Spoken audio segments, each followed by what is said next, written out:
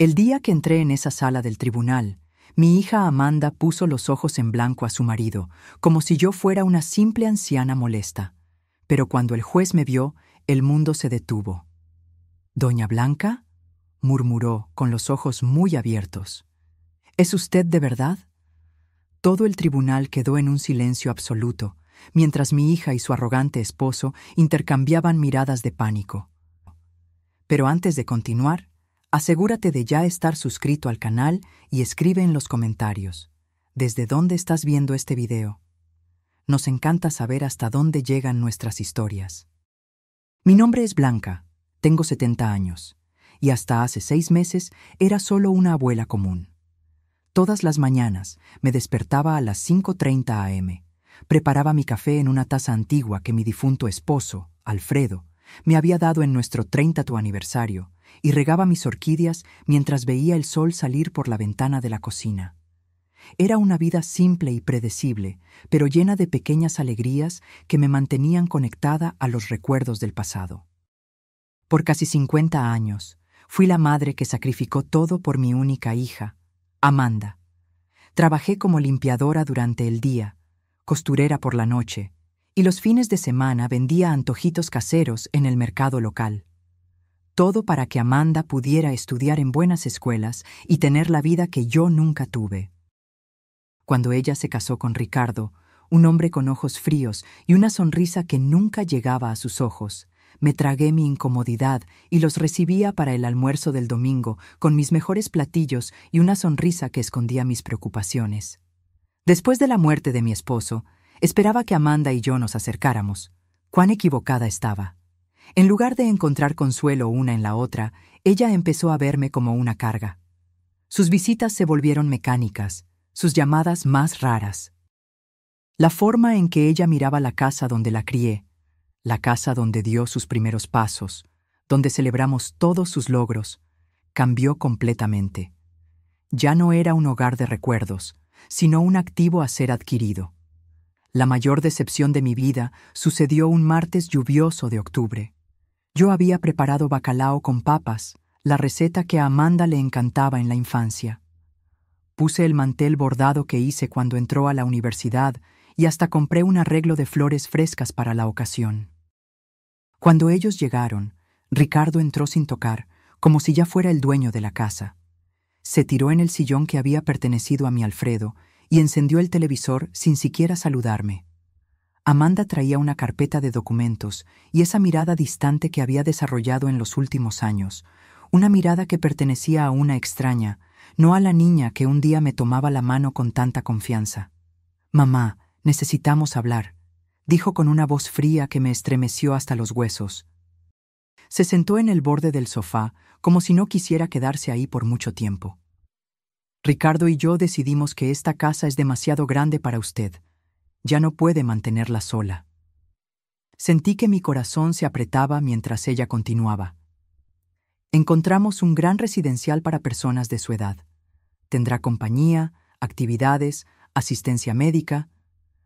«Pero Amanda, esta es nuestra casa», respondí, mi voz fallando. «Aquí está todo lo que construimos, todos nuestros recuerdos». Ricardo interrumpió sin quitar los ojos del televisor. «Los recuerdos están en la cabeza, doña Blanca, no en las paredes. A usted le gustará el residencial, es moderno, tiene jardín». Lo que él no dijo, pero sus ojos calculadores revelaban, era que ellos querían mi casa.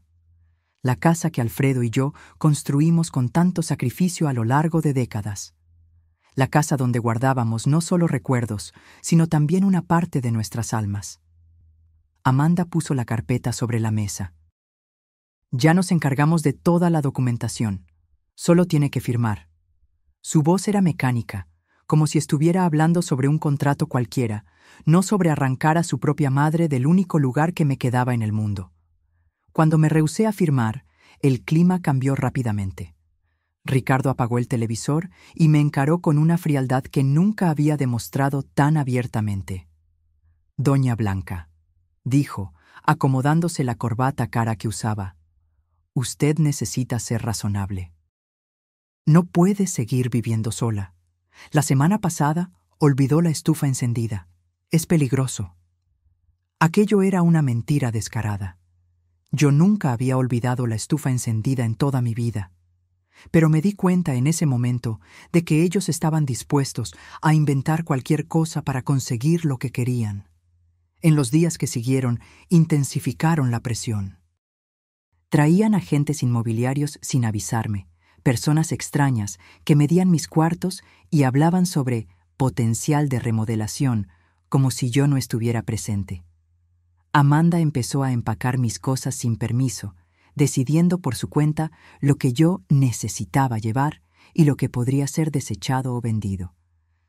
«Este vestido es tan viejo, mamá», decía, sosteniendo el vestido azul que usé en el funeral de mi esposo. «No lo va a necesitar en el residencial». Cada objeto que ella desechaba era como si me arrancaran un pedazo de mi historia.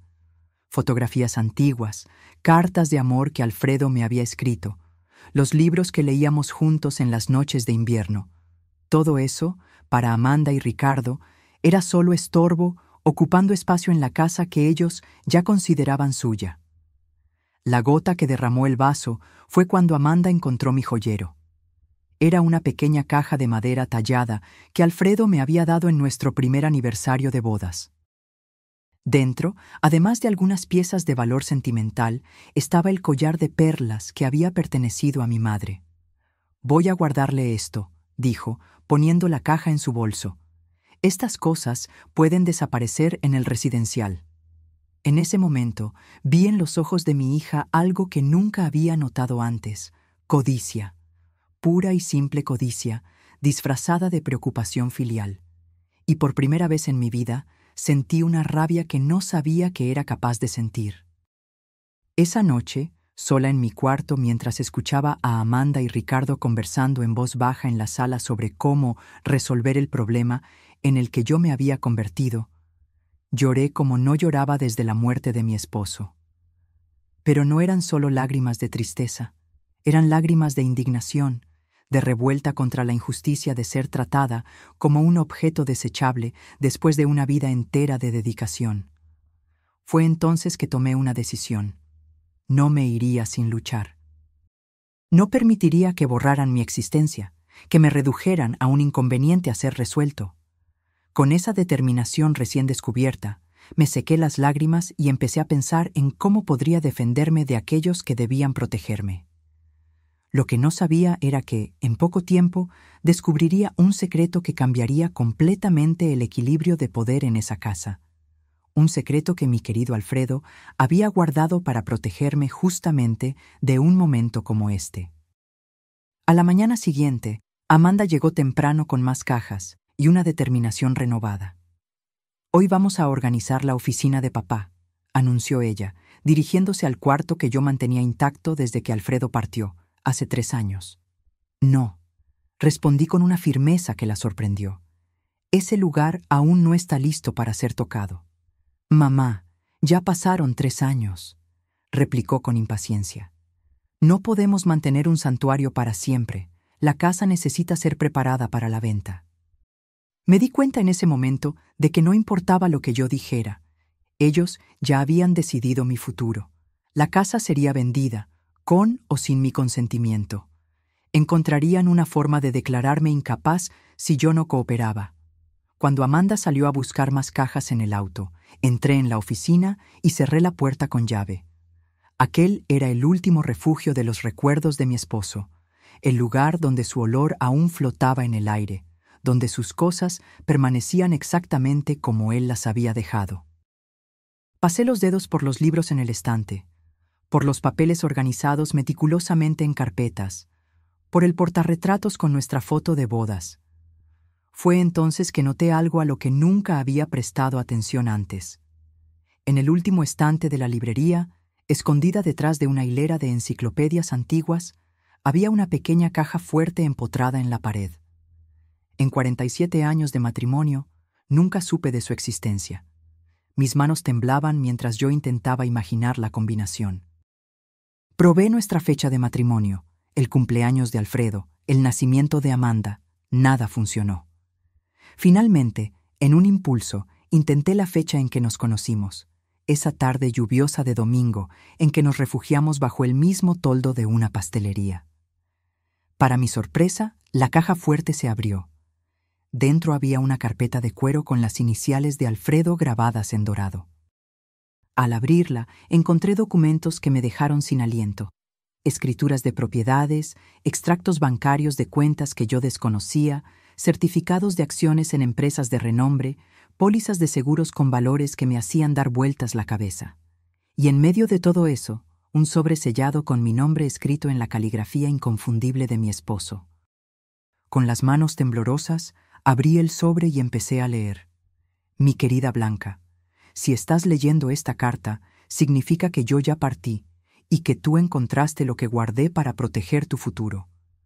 Perdóname por mantener en secreto nuestros verdaderos recursos financieros durante todos estos años. No fue por falta de confianza, sino por precaución. Siempre desconfié de las intenciones de Ricardo. Hay algo en él que me preocupaba desde el principio. Una ambición desmedida que me hizo temer por lo que podría suceder cuando yo ya no estuviera aquí para protegerte. Por eso, monté esta red de seguridad silenciosamente, invirtiendo cada centavo extra que conseguíamos ahorrar. Todo lo que está documentado en esta carpeta te pertenece exclusivamente a ti. Amanda solo tendrá derecho a una pequeña parte si, y solamente si, te cuida con el mismo amor y dedicación que tú siempre tuviste por ella. En caso contrario, tú tienes todo el poder para protegerte. Usa este poder con sabiduría, mi amor, no por venganza, sino para garantizar el respeto que te mereces. En el fondo, Amanda es una buena persona, solo fácilmente influenciable. Pero si necesitas defenderte, ahora tienes los medios para hacerlo. Con todo mi amor, para toda la eternidad, Alfredo. Las lágrimas corrían por mi rostro mientras yo absorbía cada palabra. Mi Alfredo, siempre tan quieto y discreto, había construido un imperio en silencio para protegerme. Mientras yo creía que vivíamos modestamente, él invertía en propiedades, acciones y negocios que ahora valían una fortuna. Entre los documentos, encontré algo que me dejó con la boca abierta: la escritura del edificio donde Amanda y Ricardo vivían. El apartamento lujoso del que tanto se enorgullecían, que ostentaban como símbolo de su éxito, en realidad me pertenecía. Ellos pagaban alquiler a una administradora que depositaba el valor directamente en una cuenta a mi nombre, cuenta que yo ni siquiera sabía que existía. Había más.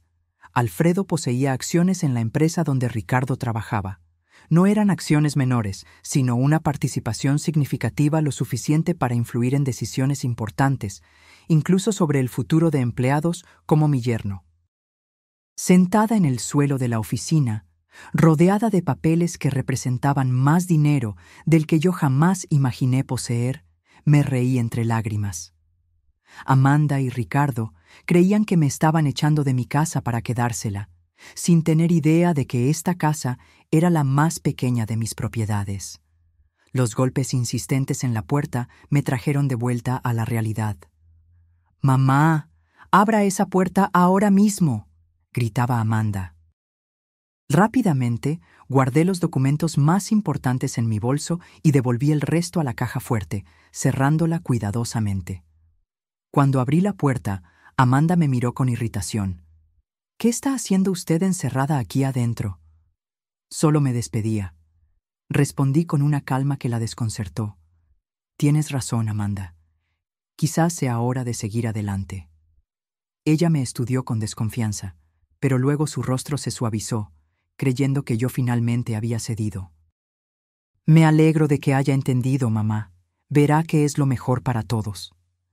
Sí, estuve de acuerdo, sosteniendo firmemente mi bolso donde guardaba los documentos que lo cambiarían todo. Estoy segura de que cada uno tendrá exactamente lo que se merece.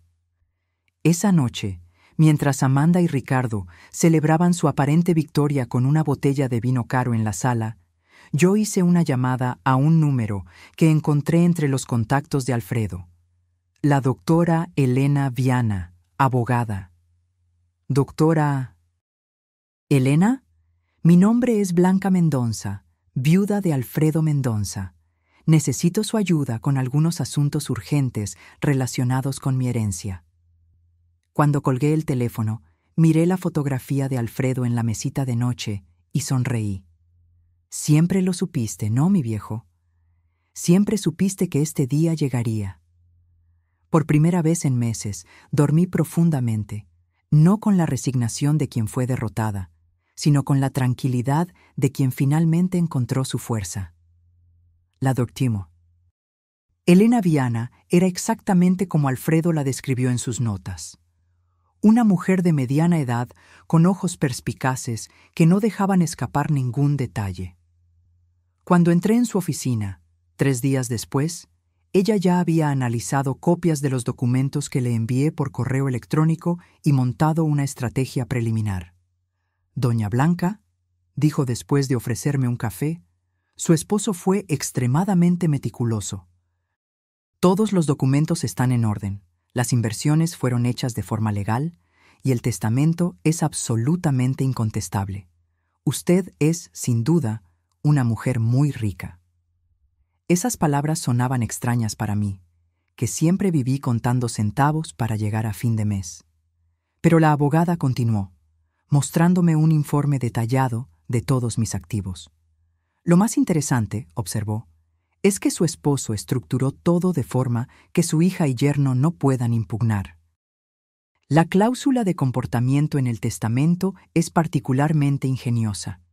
Ellos solo tendrían derecho a una parte de los bienes si la cuidaran a usted con amor y respeto. Considerando lo que usted me contó sobre los intentos de ellos de removerla de su propia casa, podemos argumentar con facilidad que esa cláusula fue violada. ¿Qué debo hacer ahora?, pregunté, aún intentando absorber la magnitud de la situación. Elena se inclinó hacia adelante con un brillo determinado en los ojos. Primero, no firme absolutamente nada que ellos le pongan delante. Segundo, necesito que usted mantenga la apariencia de que aún no descubrió nada. Cuanto más se expongan, mejor para nuestro caso. ¿Y en cuanto a la casa? Déjelos pensar que vencieron, por ahora. Finja que está considerando la mudanza al residencial. Pida visitar el lugar. Cuestione sobre los costos. Cuanto más se rebelen, más munición tendremos. En las semanas siguientes, seguí las orientaciones de Elena al pie de la letra. Permití que Amanda y Ricardo continuaran con sus planes, fingiendo resignación mientras secretamente documentaba cada conversación, cada amenaza velada, cada intento de menospreciarme o de hacerme parecer incapaz. Ricardo llegó a traer un médico amigo para evaluar mi condición mental, un hombre que apenas me examinó antes de sugerir que yo podría estar desarrollando demencia. Grabé toda la consulta fraudulenta en mi celular siguiendo las instrucciones de Elena. Amanda, por su parte, intensificó sus esfuerzos para vaciar la casa. Cajas y más cajas de mis recuerdos eran empacadas, etiquetadas y enviadas para donación, o simplemente desechadas. Dolía ver mis recuerdos siendo tratados con tanto desprecio, pero me mantuve firme, sabiendo que cada acto de ellos solo fortalecía mi caso. Una tarde, mientras Amanda catalogaba mis pertenencias en la sala, dejé escapar una información, como quien no quiere nada. ¿Sabes, Amanda? Estaba pensando en darte mi collar de perlas antes de ir al residencial. Era de tu abuela, al fin y al cabo. Ella dejó de hacer lo que estaba haciendo, visiblemente interesada. ¿El collar de perlas? ¿El que guardabas en la cajita de madera? Sí, pero no consigo encontrarlo. ¿Tú lo viste por ahí? Amanda se ruborizó ligeramente. No. No sé de qué está hablando. Es extraño, continué inocentemente. Tampoco encuentro los aretes de zafiro que tu papá me dio en nuestro 40º aniversario. Espero que no se hayan perdido en la mudanza. Vi la incomodidad en sus ojos, la culpa momentánea que pronto fue sustituida por una excusa mal elaborada sobre haber guardado mis joyas en un lugar seguro. Más tarde, reporté esa conversación a Elena, que sonrió satisfecha. Perfecto, estamos construyendo un caso sólido de abuso patrimonial. El momento decisivo vino cuando, siguiendo el consejo de Elena, pedí visitar el tal residencial antes de tomar mi decisión final. Amanda y Ricardo me llevaron un domingo, mostrándome un lugar que parecía más un depósito de ancianos que el paraíso que habían prometido. Cuartos minúsculos, empleados sobrecargados y un olor a desinfectante que apenas disimulaba el olor a orina en el aire. ¿No es maravilloso, mamá?, Amanda preguntó con entusiasmo forzado. Mire, hasta tiene una sala de televisión comunitaria. Miré la deprimente sala donde media docena de ancianos miraban fijamente un televisor antiguo y sentí que mi estómago se revolvía. ¿Cuánto cuesta este lugar?, pregunté. Ricardo respondió prontamente. No se preocupe por eso. Venderemos su casa y el dinero será más que suficiente para cubrir los costos por muchos años. ¿Y si vivo más tiempo que el dinero? El silencio que siguió fue respuesta suficiente. Ellos no habían pensado en eso, o peor, habían pensado y no les importaba. De vuelta a casa, permanecí en silencio mientras ellos discutían animadamente sus planes para remodelar la casa tan pronto yo me fuera. Hablaban sobre derrumbar paredes, modernizar la cocina, transformar mi cuarto en una oficina en casa para Ricardo. ¿Y el cuarto de papá?, pregunté de repente. Amanda vaciló. Bueno, estábamos pensando en transformarlo en un cuarto de huéspedes o quizás un closet más grande. Entiendo, respondí, mirando por la ventana del auto para esconder el dolor en mis ojos. Esa noche, llamé a Elena y le dije, «Estoy lista, vamos a seguir con el plan». 2 días después, Amanda y Ricardo aparecieron con los papeles finales para la transferencia de la casa y mi internamiento en el residencial. Un hombre de traje los acompañaba, el abogado de ellos, que después descubrí que era solo un amigo de Ricardo que trabajaba como consultor inmobiliario. «Mamá, le trajimos los documentos para que firme», Amanda anunció, esparciendo papeles por la mesa de la cocina. «Tan pronto firme aquí y aquí, podemos finalizar su mudanza al residencial. Ya reservamos una vacante para la próxima semana». Miré los papeles con calma, fingiendo estudiarlos mientras escuchaba el timbre sonar. «¿Quién puede ser?», preguntó Ricardo, irritado con la interrupción. «Debe ser mi amiga Margarita», respondí inocentemente. Le pedí que viniera a ayudarme con algunas cosas. Cuando Ricardo abrió la puerta, no fue Margarita quien entró, sino Elena Viana, acompañada por un oficial de justicia y un asistente social. «Buenas tardes», dijo con una sonrisa profesional. «Soy la doctora Elena Viana, abogada de la señora Blanca Mendonza. Venimos para una visita oficial relacionada con una denuncia de intento de estafa y abuso contra un anciano». El rostro de Amanda perdió todo color, mientras Ricardo intentaba mantener la compostura. «Debe haber algún error», dijo, extendiendo la mano que Elena ignoró completamente. «Solo estamos ayudando a mi suegra a mudarse a un lugar más adecuado a su edad». «Interesante», respondió Elena, apuntando a los papeles en la mesa. «Entonces puedo presumir que estos documentos fueron revisados por un abogado independiente representando los intereses de la señora Blanca». El silencio fue ensordecedor. «También me gustaría informar», continuó Elena, «que tenemos razones para creer que joyas y objetos de valor pertenecientes a la señora Blanca fueron removidos de esta residencia sin su autorización. El oficial de justicia posee un mandamiento para verificar esos artículos». Fue entonces que vi algo que nunca olvidaré. El momento exacto en que mi hija se dio cuenta de que su plan se estaba desmoronando. Sus ojos se abrieron con pánico, después se estrecharon con rabia y finalmente se llenaron de lágrimas cuando la comprensión la alcanzó. «Mamá», susurró, «¿qué hiciste?». Me levanté lentamente, sintiendo una fuerza que no sabía que poseía. «¿Qué hice yo, Amanda? Me defendí, así como tu papá sabía que un día yo necesitaría hacerlo». El oficial de justicia y el asistente social empezaron a documentar el estado de la casa, fotografiando las cajas apiladas, los cuartos parcialmente vaciados, los papeles de transferencia sin firmar sobre la mesa. Elena permanecía a mi lado, una presencia calma y autoritaria que emanaba confianza.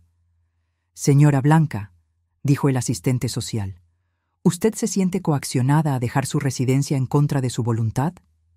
«Sí», respondí con firmeza. «Mi hija y mi yerno me han presionado por meses, llegando a amenazar con declararme mentalmente incapaz si yo no accedía a ir a un asilo». Amanda se adelantó, indignada. «Esto es absurdo. Solo estamos intentando cuidarla.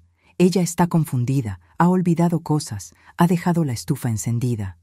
«Interesante», interrumpió Elena, retirando un pequeño dispositivo de su bolsillo.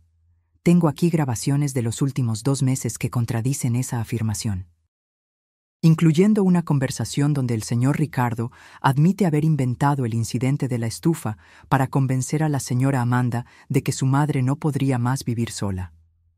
Ricardo palideció. «Eso es ilegal. Usted no puede grabar personas sin consentimiento».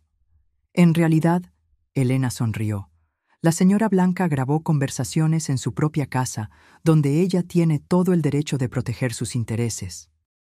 Además, tenemos informes médicos recientes atestando su plena capacidad mental, realizados por profesionales independientes, no por amigos médicos traídos por el señor». El asistente social hizo anotaciones en su tabla, mientras el oficial de justicia continuaba su trabajo metódico. Amanda se desplomó en una silla, llorando abiertamente ahora. «Mamá, ¿por qué está haciendo esto con nosotros? Somos su familia». «¿Familia?», repetí, sintiendo una mezcla de tristeza e indignación. «¿Fue como familia que empacaste mis recuerdos como si fueran basura? ¿Fue como familia que tomaste las joyas de tu abuela sin permiso? ¿Fue como familia que tú y Ricardo planearon abandonarme en un asilo de 5ª categoría para quedarse con mi casa?» «No es así», sollozó. «Ricardo me convenció de que era lo mejor para usted. Él dijo que usted estaba perdiendo la memoria, que era peligroso que usted viviera sola». «¿Y tú le creíste a él en vez de confiar en tu propia madre?», pregunté, sintiendo que mi corazón se rompía de nuevo. «¿Me conoces tan poco así?».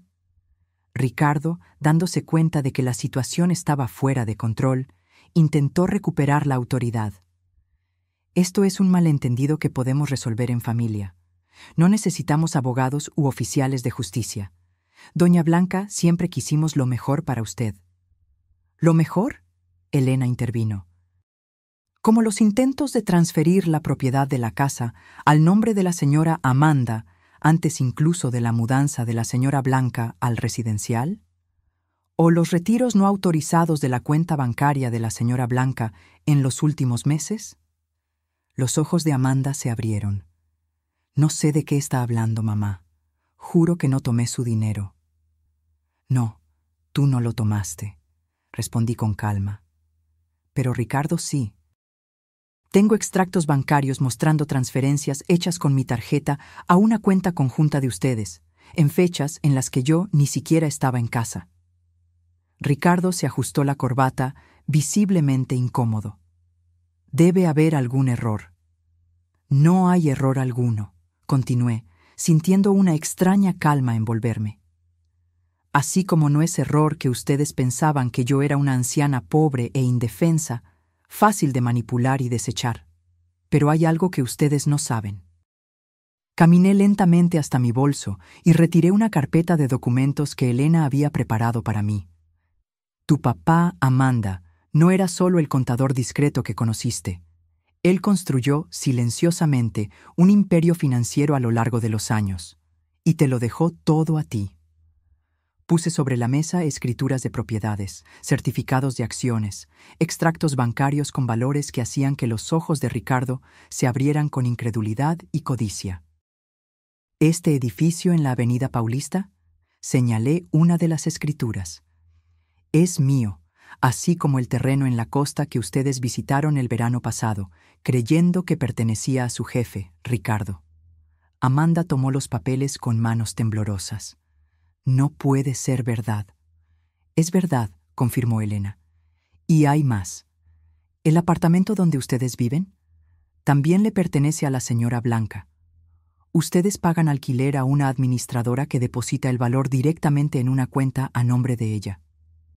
Ricardo se tambaleó como si hubiera recibido un puñetazo. Esto es imposible. ¿Y esas acciones de la empresa donde usted trabaja, Ricardo? Las que fueron compradas por un inversionista anónimo hace 5 años y que garantizaron su ascenso, también son mías. El silencio que siguió fue absoluto. Ricardo parecía haber envejecido 10 años en 10 minutos. Amanda me miraba como si estuviera viendo un fantasma. ¿Por qué papá nunca nos lo contó? Ella finalmente preguntó, su voz casi inaudible. Porque él no confiaba en las intenciones de Ricardo, y por lo visto, estaba en lo correcto al ser precavido. Ricardo intentó una última maniobra desesperada. Doña Blanca, podemos resolver esto. Obviamente hubo un malentendido. No sabíamos de estos recursos, solo estábamos preocupados por su seguridad. Si usted tiene tantos medios, podemos encontrar un lugar mejor, más lujoso. No estoy interesada en ningún lugar mejor, respondí firmemente. Esta es mi casa, y aquí me voy a quedar. ¿Y en cuanto a nuestro apartamento? Amanda preguntó, con lágrimas corriendo por su rostro. ¿Nos va a desalojar? Eso depende, respondí, sintiendo una mezcla de dolor y determinación. ¿De cuánto ustedes están dispuestos a aprender sobre respeto, dignidad y amor verdadero? Elena entonces tomó la palabra. Mientras tanto, tengo aquí una orden judicial temporal impidiendo que cualquiera de ustedes remueva más artículos de esta casa o intente transferir su propiedad. También solicitamos la devolución inmediata de todos los bienes ya removidos, especialmente las joyas de familia y documentos personales. Amanda se derrumbó en sollozos, mientras Ricardo permanecía paralizado, como si intentara procesar toda la información que acababa de recibir. El oficial de justicia continuaba su trabajo, fotografiando metódicamente cada cuarto, cada documento, cada prueba de lo que había sucedido en esa casa. Yo sugiero, dijo Elena con voz firme, que ustedes dos salgan ahora y piensen muy bien sobre sus próximos pasos. Estamos preparados para llevar este caso adelante, con todas sus consecuencias legales, a menos que lleguemos a un acuerdo que respete integralmente los derechos y deseos de la señora Blanca.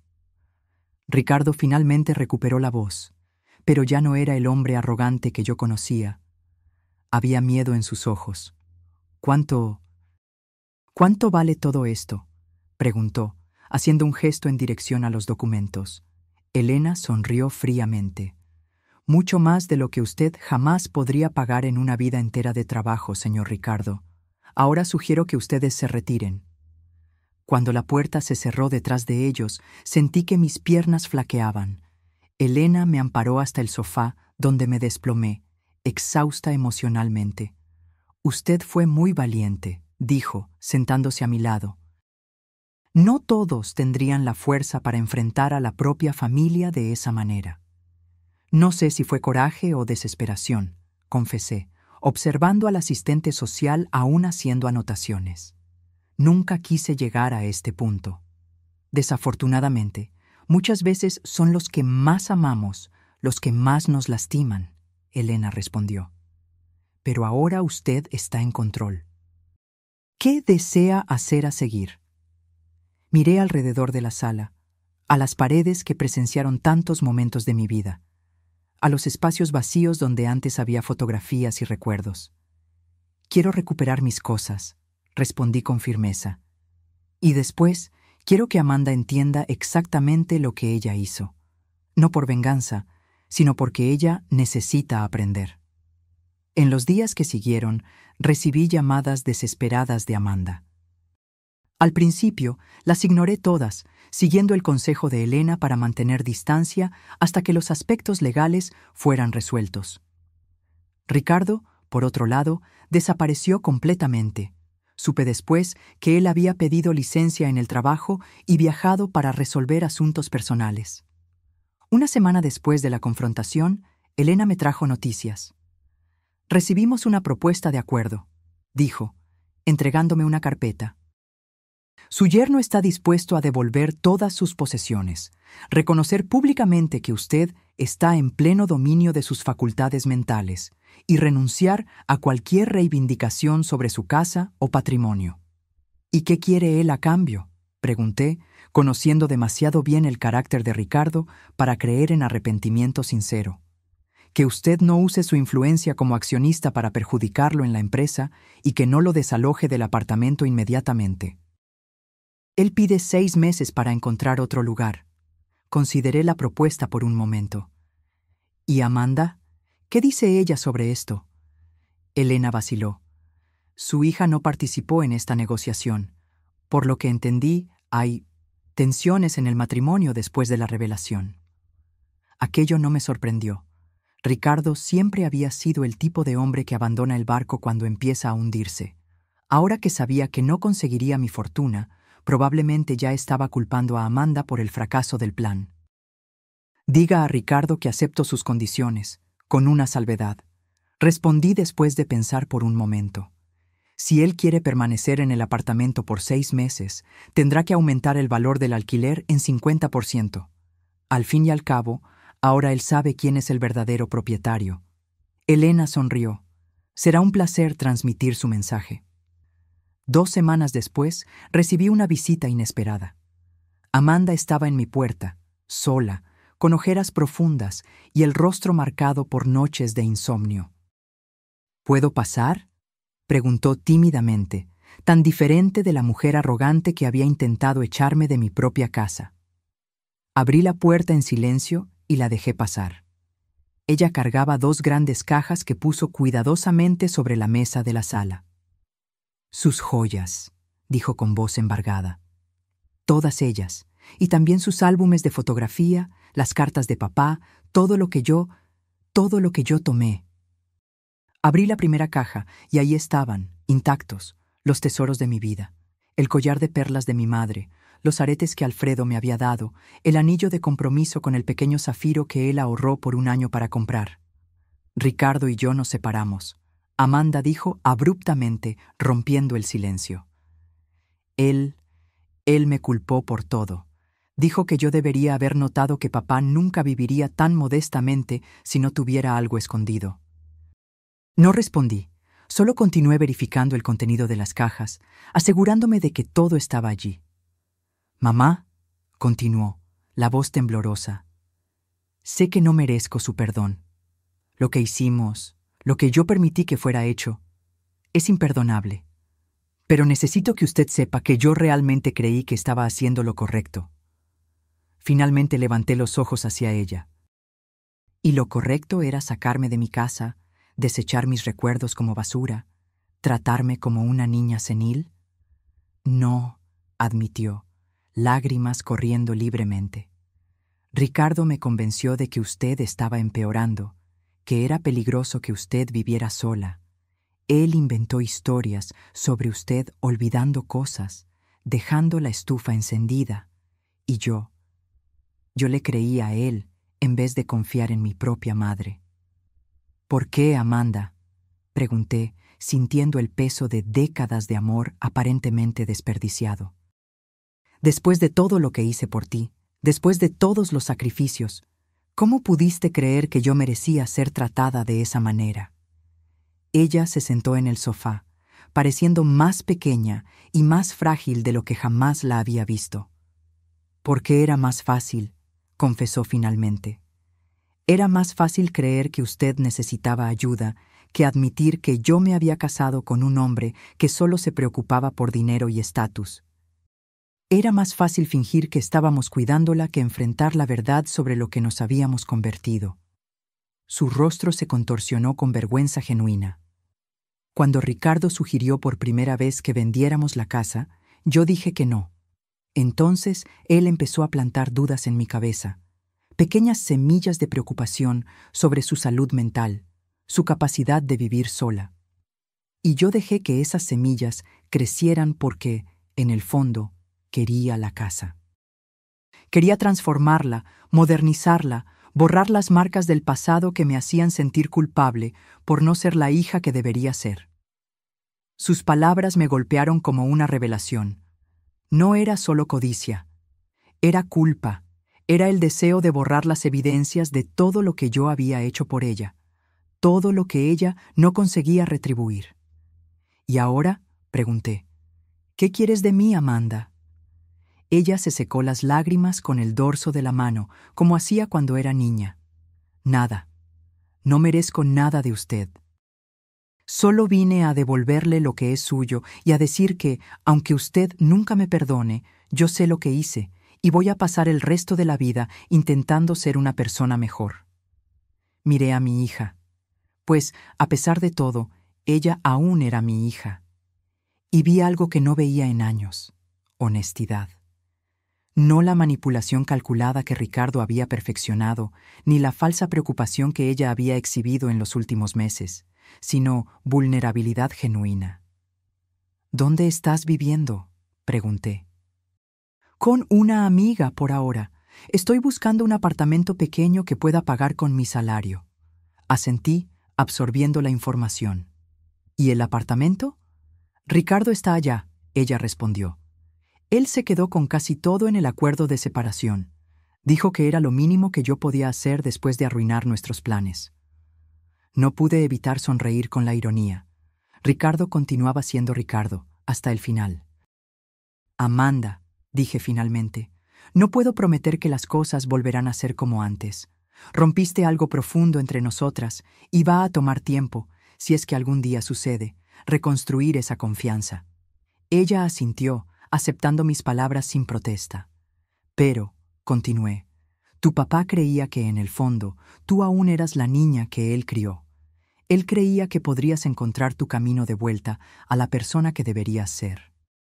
Papá siempre fue mejor en ver el bien en las personas que yo, ella murmuró. Sí, estuve de acuerdo. Y quizás yo necesite aprender a tener un poco más de esa fe.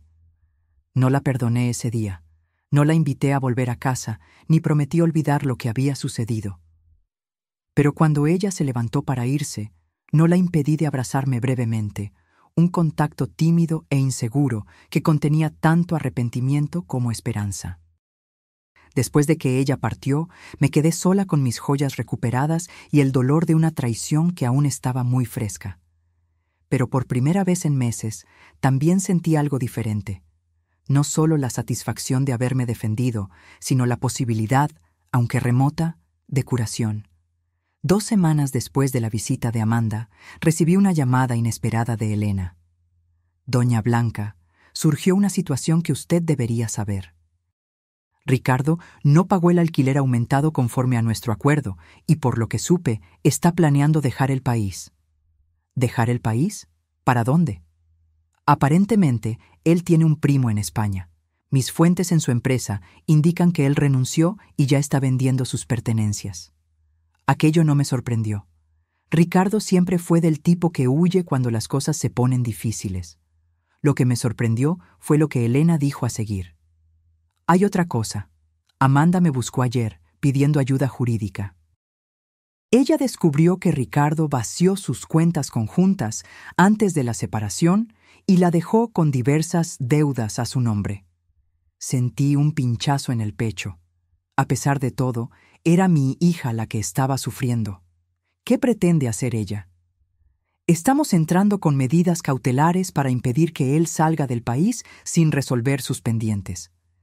Pero, sinceramente, creo que él ya transfirió el dinero al exterior. Amanda está prácticamente en bancarrota, además de endeudada. Después de colgar, me quedé mirando por la ventana por un largo tiempo, observando el jardín donde Amanda solía jugar cuando era niña. Recordé la carta de Alfredo, de sus palabras sobre usar el poder no para lastimar, sino para proteger y enseñar. Al día siguiente, le pedí a Elena que preparara algunos documentos y llamé a Amanda. Necesitamos hablar, dije simplemente. Ella llegó puntualmente, vestida con ropas simples que yo nunca la había visto usar. El glamour de esposa de ejecutivo había desaparecido completamente. Elena me contó sobre Ricardo. Empecé tan pronto nos sentamos. Sobre las deudas, el dinero, todo. Amanda asintió resignadamente. Él planeó todo eso hace meses, Mientras fingíamos preocuparnos por usted, él ya estaba preparando su huida. Fui tan estúpida, mamá, tan ciega. Muchas mujeres inteligentes son engañadas por hombres como Ricardo, respondí. No te culpes por eso. Cúlpate por lo que tú me hiciste a mí, no por lo que él te hizo a ti. Ella bajó los ojos, aceptando la dura verdad en mis palabras. Tengo una propuesta para ti, continué, deslizando una carpeta por la mesa. No es caridad ni perdón automático, es una oportunidad. Amanda abrió la carpeta dubitativamente y sus ojos se abrieron al leer el contenido. ¿Esto es un contrato de trabajo? Sí, para la Fundación Alfredo Mendonça. Una organización que estoy creando para ayudar a ancianos víctimas de abuso familiar y abandono. La idea había nacido durante mis noches de insomnio, cuando me di cuenta de que mi historia no era única. ¿Cuántos otros ancianos estaban siendo manipulados por familiares codiciosos? ¿Cuántos estaban siendo forzados a dejar sus casas, a renunciar a sus vidas, sin tener la suerte que yo tuve de contar con un esposo precavido? ¿Usted quiere que yo trabaje para usted? Amanda preguntó, confundida. Quiero que tú trabajes para la fundación. Tu conocimiento en administración será útil. El salario es modesto, pero justo, y hay una cláusula de vivienda. Puedes ocupar el apartamento pequeño en el fondo de esta casa, lo que te ahorrará en alquiler mientras reorganizas tu vida. ¿Por qué? Ella susurró. ¿Por qué haría esto por mí después de todo? Me levanté y caminé hasta la ventana, observando mi jardín floreciendo bajo el sol de la tarde. No estoy haciendo esto por ti, Amanda. Estoy haciendo por la mujer que tú puedes llegar a ser. Por la hija que tu papá creía que tú aún eras, en el fondo. Y estoy haciendo por todos los ancianos que no tuvieron la suerte que yo tuve, que no tienen cómo defenderse. Me di la vuelta para encararla. Tu trabajo será arduo y frecuentemente doloroso. Vas a escuchar historias que te recordarán lo que tú misma intentaste hacerme a mí. Tendrás que mirar a los ojos de personas que fueron traicionadas por aquellos que debían amarlas. Y, quizás, a través de ese trabajo, tú entiendas verdaderamente lo que intentaste hacer. Amanda sostenía el contrato con manos temblorosas. No sé si merezco esta oportunidad. Probablemente no la mereces, respondí con honestidad. Pero tu papá siempre decía que el perdón no es algo que se merezca, es algo que se ofrece. No estoy lista para perdonarte completamente, pero estoy dispuesta a ofrecer un camino. En los meses que siguieron, transformé mi dolor en propósito. Con la ayuda de Elena, creé la Fundación Alfredo Mendonça, usando parte de la fortuna que mi esposo había acumulado para defender a aquellos que no podían defenderse solos. Compramos una casa grande, cerca de la mía, y la transformamos en un centro de apoyo jurídico y emocional para ancianos en situación de vulnerabilidad. Amanda, fiel a su palabra, trabajaba incansablemente. Al principio, los otros empleados de la fundación la trataban con desconfianza. Todos conocían nuestra historia, que yo nunca intenté esconder. Pero con el tiempo, su dedicación genuina empezó a ganar respeto. La vía de redención no fue fácil para ella. Hubo días en que llegaba a casa, pues el pequeño apartamento en el fondo de mi casa se había convertido en su hogar, con los ojos rojos de tanto llorar después de escuchar historias particularmente dolorosas de ancianos abandonados o explotados. ¿Cómo puede mirarme todos los días sabiendo lo que yo intenté hacer?, me preguntó una noche, cuando nos encontramos en la cocina compartida. Porque veo que estás intentando cambiar, respondí simplemente. Y porque tu papá creía que tú podías ser mejor. Ricardo nunca regresó. Supimos, a través de contactos de la fundación, que él se había establecido en España y ya estaba involucrado con otra mujer, una viuda rica, por coincidencia o patrón. Parte de mí se preguntaba si debería alertarla, pero otra parte sabía que algunos depredadores solo son detenidos cuando encuentran una presa que muerde de vuelta. Un año después de la creación de la fundación, recibí una honra que nunca esperé, un premio de derechos humanos por nuestro trabajo con ancianos vulnerables. El día de la ceremonia, Mientras me preparaba para dar mi discurso, miré a la platea y vi a Amanda en la primera fila, aplaudiendo con lágrimas en los ojos. Esa noche, después de la ceremonia, mientras caminábamos por el jardín de mi casa, nuestro jardín, como estaba empezando a pensar, Amanda me entregó un pequeño paquete. «¿Qué es esto?», pregunté. «Ábralo», ella respondió nerviosamente. Dentro había un libro artesanal, hecho a mano. En las páginas, Amanda había pegado fotografías antiguas de nuestra familia, muchas de las mismas fotos que ella había empacado tan descuidadamente un año antes, pero ahora cada una venía acompañada de una carta escrita a mano, recordando el momento capturado y reflexionando sobre el significado de esos recuerdos. «Pasé meses buscando estas fotos», ella explicó. Algunas estaban con Ricardo, otras con amigos a los que se las regalé sin pensar. Quería reunir nuestros recuerdos nuevamente, no para borrarlos, sino para honrarlos. Hojeé el libro con cuidado, sintiendo el peso de las décadas de historia familiar en mis manos. En la última página había una foto reciente de la fundación, con todo el equipo reunido enfrente del edificio, y abajo una simple inscripción: «Para mi mamá, que me enseñó que nunca es demasiado tarde para empezar de nuevo». Y para mi papá, que siempre supo que yo encontraría mi camino de vuelta. Esa noche, por primera vez en más de un año, abracé a mi hija sin reservas. No era un perdón completo. Algunas heridas son demasiado profundas para cicatrizar completamente. Pero era un comienzo, un reconocimiento de que ambas estábamos cambiando, creciendo, aprendiendo a ser una familia nuevamente, esta vez basada en respeto mutuo en vez de obligación. Mientras observábamos las estrellas desde nuestro jardín compartido, pensé en Alfredo y en cómo él había planeado todo esto. No solo la protección financiera, sino también la posibilidad de redención. Él conocía a nuestra hija mejor que cualquiera de nosotras. Sabía que ella podría perderse, pero también creía que ella podría encontrar su camino de vuelta a la luz. Y mientras las estrellas brillaban encima de nosotras, sentí que él tenía razón, sobre todo. 18 meses después de la creación de la fundación, recibí una noticia que lo cambiaría todo nuevamente. Uno de los abogados voluntarios que trabajaba con nosotros me buscó con una expresión grave. «Doña Blanca, encontramos algo que usted debería ver», él dijo, entregándome una carpeta. Durante nuestra investigación para el caso de la señora Olivia, descubrimos que el mismo esquema fue usado contra varias otras ancianas. ¿Y adivine quién está detrás de todo? Abrí la carpeta y sentí que mi sangre se helaba. Ahí estaba Ricardo, usando otro nombre, pero inconfundible en las fotografías de vigilancia.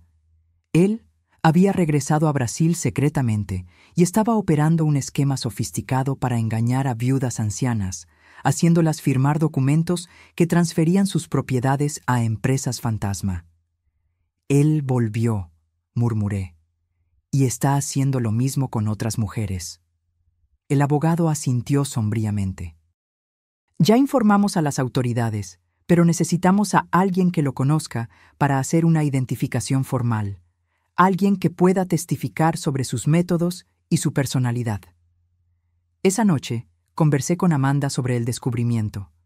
Ella palideció al ver las fotografías y los documentos. Él no cambió nada, ella dijo con amargura. Solo encontró nuevas víctimas. Las autoridades quieren que testifiquemos contra él, expliqué. Yo ya decidí que voy, pero tú no necesitas involucrarte si no quieres. Amanda me miró con una determinación que me recordó a mí misma. No, mamá, necesito hacer esto. Necesito enfrentarlo, no solo por nosotras, sino por todas esas mujeres. En las semanas siguientes, trabajamos con la policía y el Ministerio Público, proporcionando testimonios detallados sobre los métodos de Ricardo, las manipulaciones sutiles, las pequeñas mentiras que gradualmente escalaban para fraudes completos. Amanda, en particular, fue crucial al explicar cómo él la había convencido a participar en el plan contra mí. Cómo él plantaba dudas e inseguridades, cómo él gradualmente aislaba a sus víctimas. Cuando el día del juicio finalmente llegó, sentí una ansiedad que no experimentaba desde la confrontación en mi casa. El tribunal estaba lleno. Nuestro caso había recibido atención de los medios, en parte debido al trabajo de la Fundación, que ahora era conocida nacionalmente por su lucha contra el abuso financiero de ancianos. Cuando entré en el tribunal con Amanda a mi lado, sentí que todas las miradas se volteaban hacia nosotras. Las víctimas más recientes de Ricardo estaban sentadas juntas, mujeres con edades entre 65 y 85 años, todas con historias dolorosamente semejantes a la mía. Ricardo fue traído esposado, vistiendo un traje usado que contrastaba con la elegancia que siempre había exhibido. Cuando sus ojos se encontraron con los míos, vi un destello de rabia rápidamente sustituido por aquella máscara de encanto calculado que él usaba también. El momento decisivo vino cuando el juez entró en la sala. Mi corazón casi se paró cuando lo reconocí. Juez Enrique Méndez, anunció el oficial de justicia. Era el joven abogado que había trabajado como pasante en el tribunal décadas atrás, cuando yo era secretaria allí. El mismo hombre tímido que yo había alentado cuando todos los demás lo trataban con desdén. El muchacho para quien yo llevaba café en las noches en que él trabajaba hasta tarde, estudiando para exámenes. Él no me reconoció inmediatamente, ocupado con los procedimientos iniciales. Pero cuando llegó mi turno de testificar, y yo dije mi nombre, vi sus ojos levantarse de los papeles con una expresión de sorpresa y reconocimiento. «¿Doña Blanca?», él preguntó, ajustándose los lentes como si no pudiera creer lo que veía. «¿Blanca Almeida de la Secretaría del Tribunal Regional?». «Sí, su señoría», respondí con una pequeña sonrisa. «Ha pasado mucho tiempo». El juez sonrió brevemente antes de retomar su expresión profesional. «Ciertamente ha pasado. Por favor, continúe con su testimonio». Durante las 2 horas siguientes, narré en detalles todo lo que Ricardo había hecho, cómo él había manipulado a mi hija, cómo había intentado despojarme de mi casa y dignidad, cómo había planeado abandonarme en un asilo de calidad dudosa. Hablé sobre el descubrimiento de la fortuna que mi esposo había dejado y cómo eso había frustrado sus planes. «Y ahora», concluí, «él está haciendo lo mismo con otras mujeres que no tuvieron la suerte que yo tuve de contar con un esposo precavido». Cuando terminé, la abogada de Ricardo se levantó para el contrainterrogatorio, intentando pintarme como una señora confundida que había imaginado persecución donde había solo preocupación familiar. «Señora Blanca», ella preguntó con falsa simpatía, «¿no es verdad que usted estaba teniendo lapsos de memoria en la época? ¿Que usted a veces olvidaba dónde ponía las cosas, dejaba la estufa encendida?» «No», respondí firmemente. «Nunca tuve tales problemas. Su cliente inventó esas historias para convencer a mi hija de que yo necesitaba ser internada». «¿Y cómo puede usted tener tanta certeza de eso, si tenía problemas de memoria?». Ella insistió con una sonrisa condescendiente. «Objeción, su señoría», intervino el fiscal, argumentativa. «Aceptada», respondió el juez Enrique. «Abogada, reformule su pregunta». Pero antes de que ella pudiera hacerlo, pedí permiso para responder. «La señora pregunta cómo puedo tener certeza. Puedo tener certeza porque tengo informes médicos completos realizados después del intento de mi yerno de declararme incapaz. Puedo tener certeza porque tengo grabaciones de él admitiendo que inventó esos incidentes. Y puedo tener certeza porque a los 70 años de edad aún consigo recordar el primer día en que el hoy juez Enrique Méndez entró en el tribunal como pasante, vistiendo un traje azul marino que le quedaba demasiado grande en los hombros, cargando una carpeta de cuero sintético que había ganado de su madre como regalo de graduación. Todo el tribunal se quedó en silencio. El juez Enrique me miraba con una mezcla de sorpresa y emoción. Me acuerdo de cada detalle de ese día, así como me acuerdo de cada detalle del día en que mi yerno y mi hija intentaron convencerme de que yo ya no era capaz de cuidarme a mí misma. Mi memoria, señora abogada, está perfectamente intacta. El silencio que siguió fue roto solo por el sonido de la pluma del juez rasgando algo en su libreta de anotaciones. Amanda testificó enseguida, con una valentía que me llenó de orgullo. Ella habló abiertamente sobre cómo había sido manipulada, sobre su propia culpa y arrepentimiento, sobre el camino de redención que había encontrado a través del trabajo en la fundación. Ricardo me convenció de que mi mamá estaba perdiendo la capacidad mental, ella explicó con la voz embargada. Él empezó con pequeñas sugerencias. ¿Notaste cómo tu mamá olvidó el nombre de aquel actor? ¿Viste cómo confundió las fechas? Hasta que empecé a ver problemas donde no existían. Cuando Ricardo finalmente testificó, fue como ver a un actor en escena. Él negó todas las acusaciones. Se pintó como un yerno preocupado que solo quería lo mejor para su suegra. Llegó a derramar lágrimas falsas al hablar sobre cómo estaba herido con las acusaciones. Pero entonces el fiscal presentó las evidencias, grabaciones, documentos falsificados, testimonios de todas las otras víctimas cuyas historias eran casi idénticas a la mía. Y finalmente, registros bancarios mostrando cómo él había desviado dinero de todas ellas. Al final del juicio, que duró 3 días, el juez Enrique Méndez pronunció su sentencia. Ricardo Alves da Costa. Este tribunal lo considera culpable de todas las acusaciones de estafa, falsedad ideológica, coacción y abuso contra ancianos vulnerables. El señor explotó la confianza de familiares y de mujeres que, en sus años dorados, merecían protección y respeto, no manipulación y robo. El juez ajustó los lentes, mirando directamente a Ricardo. Particularmente perturbador para este tribunal es la frialdad con que el señor planeó y ejecutó sus crímenes, apuntando específicamente a personas que el señor consideraba débiles e incapaces de defenderse. Él hizo una pausa, entonces continuó con una voz que combinaba autoridad y emoción contenida.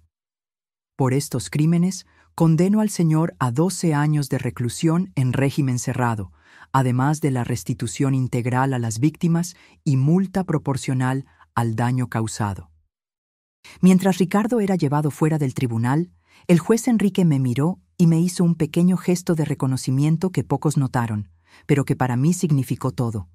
Un recordatorio de que bondades pequeñas, como alentar a un joven pasante inseguro décadas atrás, pueden regresar cuando menos se espera. Al salir del tribunal, fuimos rodeadas por reporteros y por otras ancianas que habían asistido al juicio para buscar inspiración y esperanza.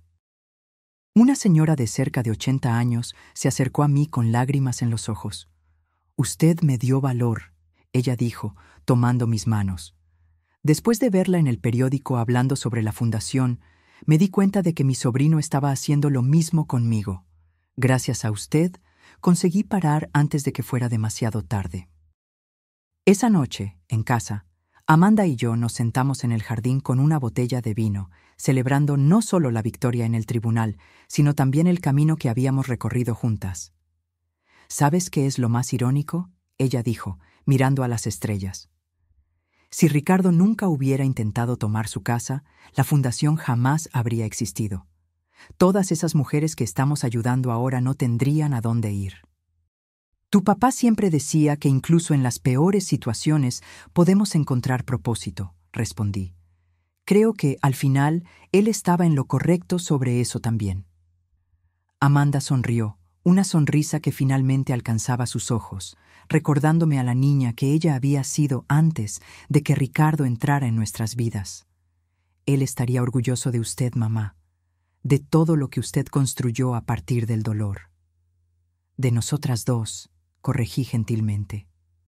Él siempre supo que tú encontrarías tu camino de vuelta. Miramos al cielo estrellado en silencio por algunos minutos, cada una perdida en sus propios pensamientos. La fundación se había convertido en más que solo un trabajo para nosotras. Era una misión compartida, un propósito que nos reconectó de una forma que yo nunca imaginé ser posible después de todo lo que habíamos pasado. Lo que sucedió hoy en el tribunal, Amanda dijo finalmente, cuando el juez la reconoció, fue como ver al destino desenvolviéndose, como si todas las piezas finalmente encajaran. La vida es así, respondí. A veces las gentilezas que ofrecemos regresan cuando más las necesitamos. Nunca imaginé que aquel joven pasante tímido un día se convertiría en el juez que condenaría a Ricardo. Usted siempre fue así, ¿no? Siempre ayudando a los otros sin esperar nada a cambio. Sonreí, recordándome de todos los pequeños gestos a lo largo de mi vida que nunca consideré extraordinarios. Llevar café a pasantes que trabajaban hasta tarde, defender a empleados más jóvenes de jefes tiránicos, ofrecer un hombro amigo a colegas en dificultades. Es solo la forma como fui criada, respondí. Tu abuela siempre decía que la bondad es la única inversión que nunca falla. Amanda levantó su copa. A la justicia y a la bondad que siempre regresa. 5 años pasaron desde el juicio de Ricardo. La Fundación Alfredo Mendonça se volvió una referencia nacional en la defensa de los derechos de los ancianos. Lo que empezó como una pequeña oficina de apoyo jurídico se expandió para 3 unidades en diferentes ciudades, ofreciendo no solo asistencia legal, sino también apoyo psicológico, actividades sociales y, más recientemente, vivienda temporal para ancianos en situación de vulnerabilidad.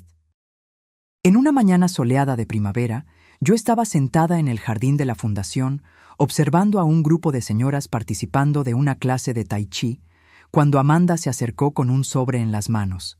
Llegó hoy, ella dijo, entregándome el sobre con el sello del Ministerio de Justicia. Creo que es lo que estábamos esperando. Con manos ligeramente temblorosas por la edad, ahora con 75 años, yo ya sentía el peso de los años en las articulaciones, abrí el sobre y leí su contenido. Fue aprobado, anuncié, sintiendo un nudo en la garganta. El proyecto de ley blanca para protección patrimonial y psicológica de ancianos vulnerables fue sancionado ayer. Amanda se sentó a mi lado, sus ojos brillando con lágrimas contenidas. Lo conseguimos, mamá. Realmente lo conseguimos. El proyecto, fruto de 3 años de trabajo incansable junto a legisladores y organizaciones de defensa de los derechos de los ancianos, creaba mecanismos legales más robustos para proteger a personas mayores de 65 años contra abusos financieros y psicológicos, especialmente aquellos perpetrados por familiares. Era la culminación de todo lo que habíamos aprendido con nuestra propia experiencia dolorosa, transformada en un instrumento que podría evitar que miles de otros ancianos sufrieran el mismo calvario. Tu papá estaría tan orgulloso, murmuré, guardando la carta cuidadosamente de vuelta en el sobre. No solo de nosotras, sino de cómo su previsión nos permitió crear algo tan más grande que nosotras mismas. Amanda tomó mi mano arrugada entre las suyas. A los 50 años, ella se había convertido en una mujer fuerte y compasiva, completamente diferente de aquella persona manipulada e insegura que casi me echó de mi propia casa. Su trabajo en la fundación la había transformado, así como me había transformado a mí. Tengo algo para mostrarle, ella dijo, ayudándome a levantarme. Una sorpresa que estamos preparando para la celebración del aniversario de la fundación. Caminamos juntas hasta la nueva ala del edificio principal, que había sido mantenida cerrada en las últimas semanas durante las remodelaciones. Amanda abrió la puerta y me condujo para adentro. Las paredes, antes vacías, ahora estaban cubiertas con fotografías, docenas de ellas enmarcadas cuidadosamente. Eran rostros de ancianos a los que habíamos ayudado a lo largo de los años, cada uno con una pequeña placa contando brevemente su historia. Este es el corredor de las historias, Amanda explicó. Queremos que todos los que visiten la fundación vean los rostros y conozcan las historias de las personas que ayudamos, para que entiendan que cada anciano no es solo un caso, sino una vida entera de experiencias, recuerdos y dignidad. En el centro de la pared principal había un espacio vacío esperando un cuadro más grande.